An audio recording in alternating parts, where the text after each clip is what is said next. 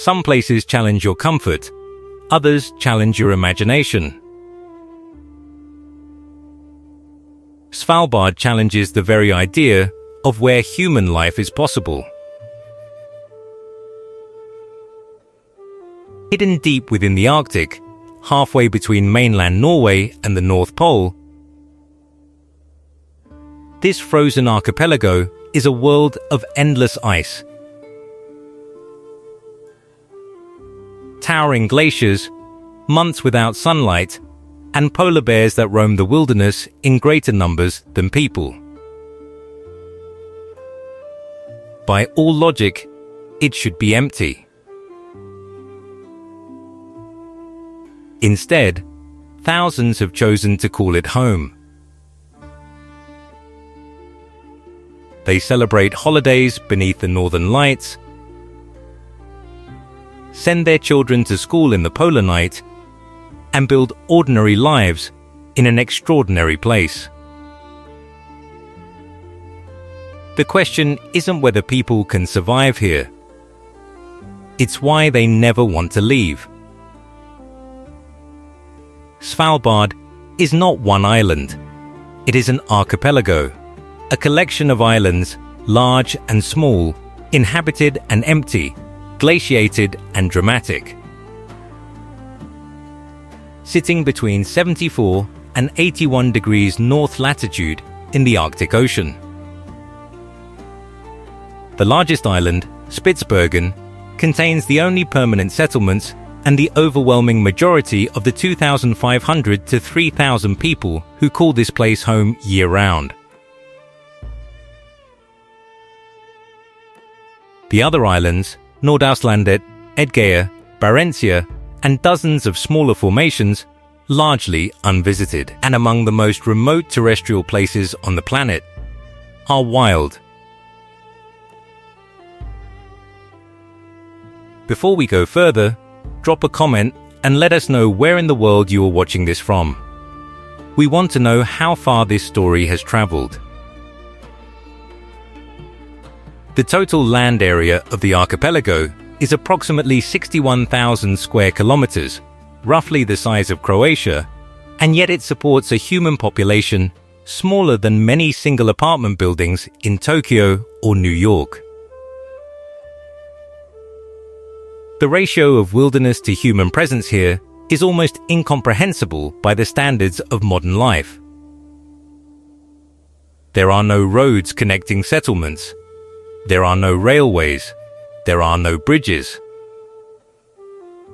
Movement beyond the immediate boundaries of Longyearbyen, the main settlement and administrative capital, requires either a snowmobile, a boat, a helicopter, or a very serious degree of Arctic experience and equipment. Longyearbyen itself is a town of approximately 2,300 people, making it the world's northernmost settlement of significant size. Its name translates, matter-of-factly, to Longyear City, named after the American businessman John Munro Longyear,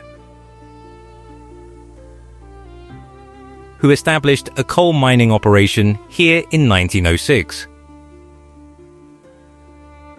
The town sits at the end of Adventfjorden, a branch of the larger Isfjorden, surrounded by mountains whose lower slopes are streaked with the old infrastructure of mining operations and whose upper slopes are perpetually capped with snow for most of the year. It is, by any conventional measure, an unlikely place to build a community. And yet the community is vibrant, multilingual, internationally minded, and deeply, almost fiercely, proud of where it lives.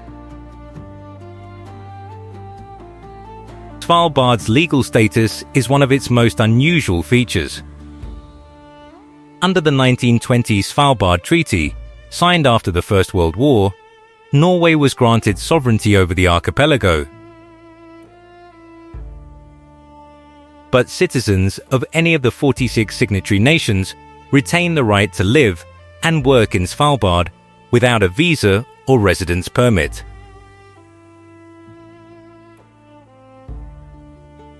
This makes Svalbard one of the few places on Earth where you can arrive and simply stay.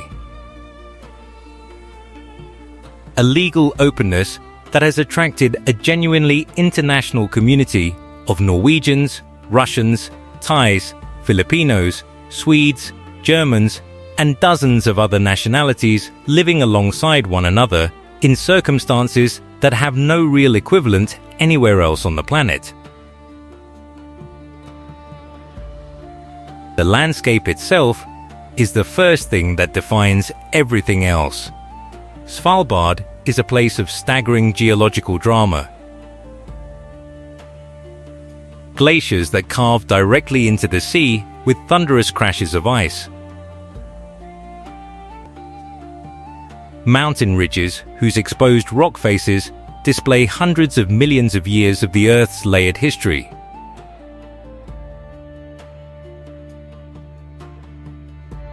Valleys carved by ice movements that began before human civilization existed. And fjords that extend deep into the interior in shapes that seem designed specifically to stop human movement in its tracks and force a moment of absolute stillness. This is not scenery in the conventional tourist sense. It is something older and more demanding than scenery. It is the planet's face, unfiltered, before the age of accommodation. There is no town quite like Longyearbyen anywhere on Earth. And the people who live there will tell you this with a warmth that is entirely free of arrogance.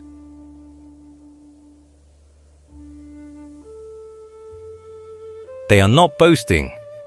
They are simply describing a fact so obvious that denying it would require a level of modesty that even the most humble Arctic resident cannot quite manage. The town is compact and walkable. Everything of importance sits within a relatively short distance of everything else, which is both a practical necessity and a social gift. The supermarket, the school, the hospital, the library, the church, the handful of restaurants and bars, the university centre, the cultural centre, all of it exists within a settlement that you can traverse on foot in 20 minutes. If the wind is not blowing you sideways and the temperature is not pressing against the limits of your thermal layers, the compactness creates an intimacy that larger cities spend decades trying to engineer and never quite achieve. In Longyearbyen, you know your neighbours, not as a social aspiration, but as a daily operational reality. The architecture of Longyearbyen reflects its layered history. Colourful wooden houses, painted in red, yellow, orange and blue, line the streets with a vividness that seems deliberate against the white and grey of the surrounding landscape. These colours are not decorative whimsy. They are a psychological necessity, a human insistence on warmth and distinctiveness in an environment that can otherwise reduce everything to a single, endless monochrome. Older structures from the mining era sit alongside modern research facilities and newly built residential complexes, creating a streetscape that simultaneously recalls industrial history and points toward a future defined by science, tourism, and environmental research. What you do not find in Longyearbyen is also instructive. There are no traffic lights, because there is almost no traffic conflict requiring them. There is no significant crime. Svalbard has crime rates so low that the local police station handles incidents that most urban forces would consider beneath their attention. There are no chain retail stores, no shopping malls, no fast food franchises of the global variety. What there is instead is a localism that has been produced not by ideology, but by geography. a community that has had to create its own culture, its own economy, and its own social life, because nothing external could be relied upon to provide it. The people who end up in Longyearbyen are, as a general rule, not people who drifted there accidentally. They came deliberately, attracted by the landscape, the research opportunities, the tourism sector, the operational roles that keep the settlement functioning, or simply by a desire to test themselves against a place that requires more engagement than most places ask of their residents. The result is a community with an unusual density of interesting people: scientists, artists, guides, engineers, former military personnel, chefs who trained in major European cities and chose to cook in the Arctic instead, living in close proximity and sharing the particular social bond that comes from inhabiting a genuinely extreme environment together. In Svalbard, wildlife is not a thing you go looking for. It is a thing you encounter. Sometimes when you least expect it, with an immediacy that no nature documentary quite prepares you for. The polar bear is the undisputed sovereign of this archipelago. There are more polar bears in Svalbard than there are people. Estimates suggest a population of approximately 3,000 bears across the archipelago, compared to the 2,500 or so year-round human residents. These are not the confined or habituated bears of a zoo or safari park. These are fully wild Arctic predators, among the largest land carnivores on Earth, operating in an environment to which they are extraordinarily well adapted, and in which they experience very little natural fear of anything, including human beings. This creates a dynamic that is as thrilling as it is sobering. In Svalbard, you are not at the top of the food chain. The bear is, and the community organizes its entire relationship with the outdoors around that reality. Every person leaving the boundaries of Longyearbyen is legally required to carry a firearm capable of stopping a bear. This is not theatre. It is a regulation that reflects genuine risk, genuine respect, and a genuine commitment to coexistence over extermination. Polar bears are a protected species in Svalbard. Killing one is illegal, except in direct self-defense. And the regulation requiring firearms is designed to protect both the human and, insofar as a bear that kills a person will inevitably be killed in response, the bear as well. The result is a society that has developed a nuanced, highly practical relationship with apex predator coexistence that is unlike almost anything found elsewhere in the modern world. But the polar bear is only the most dramatic member of an Arctic ecosystem of extraordinary richness. The waters surrounding Svalbard support populations of ringed seals,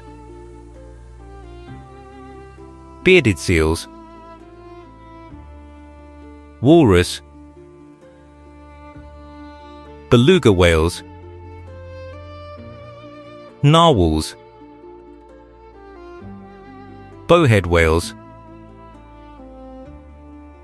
and minke whales. A marine mammal diversity that reflects the productivity of the cold, nutrient-rich Arctic Ocean. The whale populations in particular have been recovering steadily since commercial whaling was banned. And the sight of a beluga pod in the fjords or a bowhead whale surfacing near a research vessel is among the more quietly astonishing experiences Svalbard offers. The sea ice that forms and retreats with the seasons creates habitat and hunting platforms for species that are not merely adapted to this environment, They are entirely dependent on it, in ways that make Svalbard's ice directly connected to their survival. The bird life of Svalbard is staggering in its scale. The archipelago hosts some of the largest seabird colonies in the world, with little auks, tiny black and white birds that seem to have been designed by someone who found penguins insufficiently charming, nesting in their millions on the talus slopes of Svalbard's mountains. Puffins, kittiwakes, fulmars, glaucous gulls, Arctic terns, and the magnificent white-tailed eagle all inhabit this landscape in numbers that make the archipelago one of the most important seabird nesting areas in the entire North Atlantic region. The Arctic tern deserves a particular note. This small, fierce, spectacularly tenacious bird nests in Svalbard in summer and then undertakes an annual migration to the Antarctic, a round trip of approximately 70,000 kilometers, making it the animal with the longest known migration on Earth. A creature that experiences more daylight in a year than any other living thing. The Svalbard reindeer is a subspecies found nowhere else on Earth. Smaller than its mainland relatives, stockier, more heavily furred, and entirely unbothered by human presence in a way that makes encounters with them one of Svalbard's more disarming experiences. A reindeer standing 20 meters away in the valley above Longyearbyen, regarding you with the mild curiosity of an animal that has never learned to associate humans with danger, produces a moment of interspecies connection that is surprisingly emotional. The Arctic fox, pure white in winter, shifting to grey-brown in summer, moves through the settlement's edges with a quick intelligence that residents know well. It is a scavenger, an opportunist, and a survivor in a landscape that demands all three qualities of everything that inhabits it. 40 kilometers across the fjord from Longyearbyen, in a landscape of equal drama and considerably different atmosphere, sits Barentsburg, a Russian settlement of approximately 500 people that has operated in Svalbard almost continuously since the 1930s, and that remains, in 2024, the only functioning Russian community on the archipelago, and one of the more unusual geopolitical anomalies on the planet. Barentsburg is administered by Trust Arktikugol, a Russian state company originally established to manage Soviet coal mining interests in Svalbard under the terms of the 1920 treaty that granted all signatory nations the right to operate there. The coal mining that originally justified the settlement's existence has diminished significantly. The economics of Arctic coal have not improved over time, and the settlement today is sustained partly by mining, partly by government subsidy, and increasingly by a small but growing tourism industry built around the novelty of the settlement's existence and the genuine hospitality of its residents. Visitors from Longyearbyen come by boat in summer and snowmobile in winter to encounter a community that is, by any reasonable standard, unlike anywhere else they are likely to visit. Walking through Barentsburg is a genuinely disorienting experience that historians, geopolitical analysts, and curious travelers have struggled to describe adequately. There is a Lenin statue. there is a monument to Soviet workers. There are murals on building walls celebrating the achievements of Russian exploration and industry in the Arctic. There is a hotel that serves borscht and pelmeni and Russian bread. There is a small brewery, possibly the world's northernmost, that produces beer for the settlement's residents and visitors. There is a church, newly constructed, and a small museum dedicated to Arctic exploration. The streets are largely empty compared to Longyearbyen. The buildings carry the particular aesthetic of Soviet-era construction, functional, durable, and indifferent to architectural charm, in a way that is now its own kind of historical document. The relationship between Longyearbyen and Barentsburg has historically been a microcosm of broader Norwegian-Russian relations. Cordial when international relations were stable, tense when they were not. The Russian invasion of Ukraine in 2022 introduced a new layer of complexity into the relationship between the two communities, and the political pressures of that moment were felt. In miniature, in the 40-kilometer fjord that separates them. And yet, the settlement continues to function. Its residents continue to live their lives in this improbable Arctic community. And the treaty framework that allows a Russian community to exist on Norwegian-administered land continues to hold. A small, cold, remarkable fact about human arrangements and their occasional durability. Svalbard is a land of glaciers in a way that very few places on Earth still are. Approximately 60% of the archipelago's total land surface is covered by ice. Glaciers that have been accumulating and moving and shaping this landscape for tens of thousands of years. Carving the fjords, grinding the valleys, depositing the moraines, and recording in their layered ice cores an atmospheric diary of the planet stretching back through centuries of climate history. To stand at the terminus of a Svalbard glacier, at the point where the ice meets the sea and calves, with a sound like a cannon shot into the cold water below,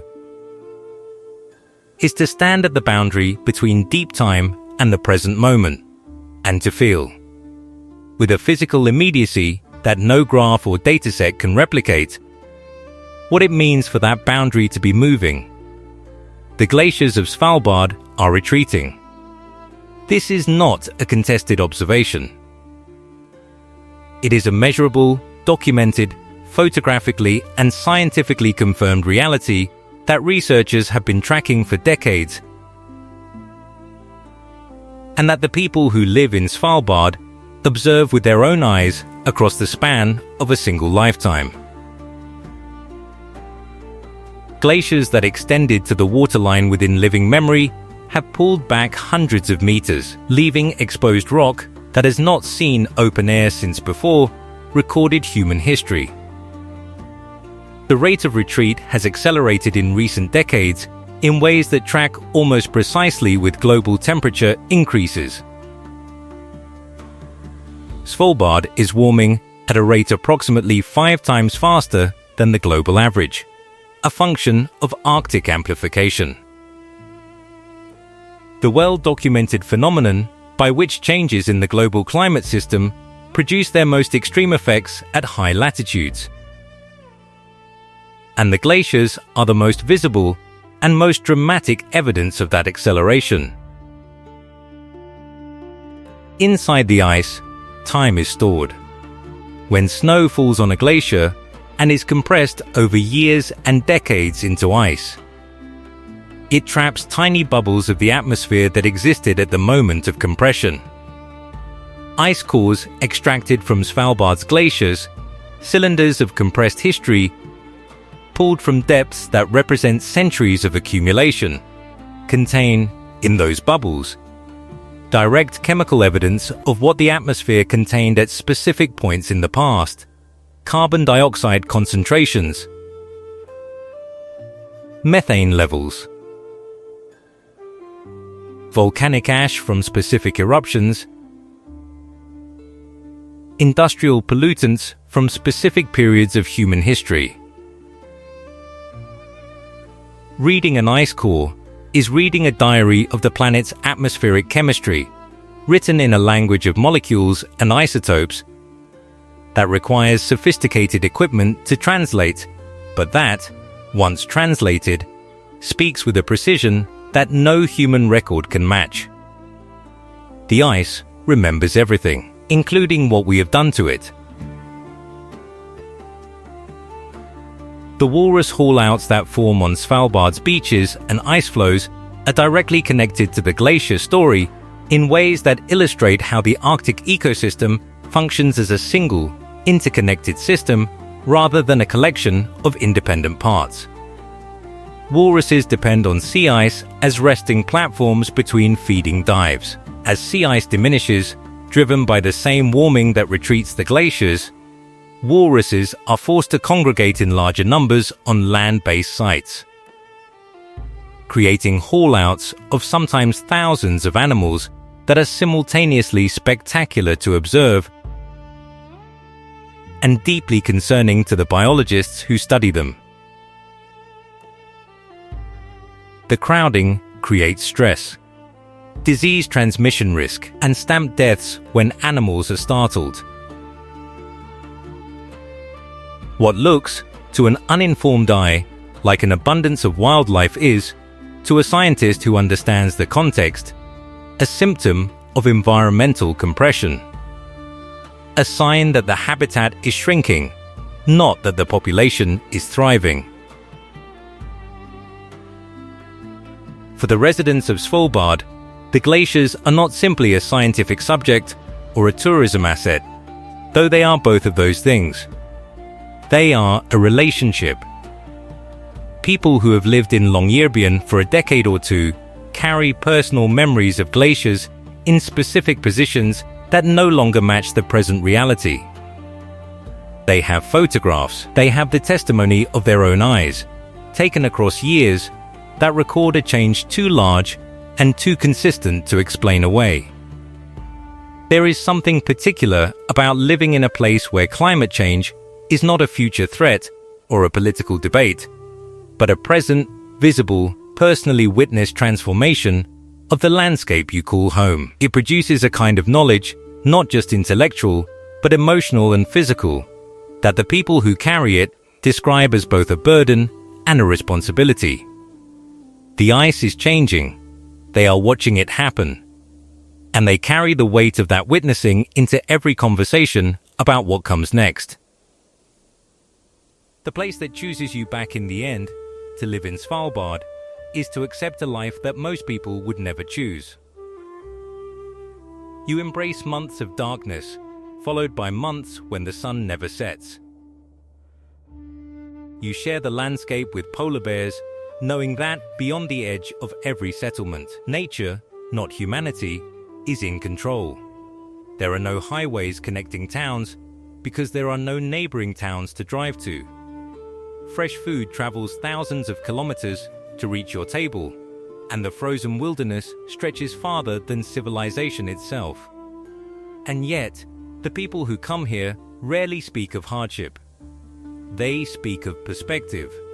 Somewhere between the polar night and the midnight sun, life begins to slow down. The silence becomes comforting instead of empty. The cold makes warmth feel like a privilege. You notice the things the modern world teaches us to ignore.